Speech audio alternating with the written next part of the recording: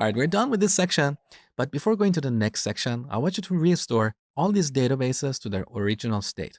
Because in this section, we added some data, we updated some data, we deleted some records. So if you don't restore these databases, you might see different results going forward. So restoring these databases is pretty easy. Here in MySQL Workbench, on the top, go to the File menu and open SQL script. Then navigate to the directory where you stored the SQL scripts for this course. In case you lost that directory, go back to the first section. We have a lecture for downloading the supplementary materials. So in this directory, open create databases.sql. Now execute this script to recreate all of our databases. All right, beautiful. Now let's open up the Navigator panel. You can see the databases disappeared from here. Simply click on this refresh icon. Beautiful. All right, we're done with this section. I will see you in the next section.